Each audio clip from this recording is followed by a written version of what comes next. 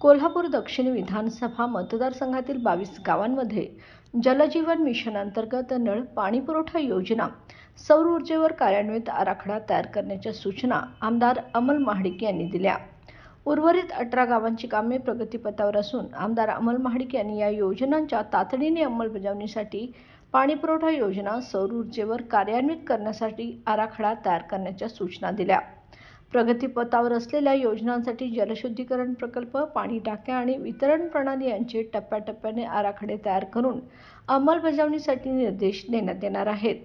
प्रजासत्ताक दिनाच्या मुहूर्तावर काही पाणीपुरवठा योजनांचे लोकार्पण करण्याचा मानस यावेळी व्यक्त करत भविष्यातील पाणी टंचाई टाळण्यासाठी सौर ऊर्जेवर आधारित पाणीपुरवठा योजनांचे यावेळी त्यांनी महत्त्व अधोरेखित केले आहे।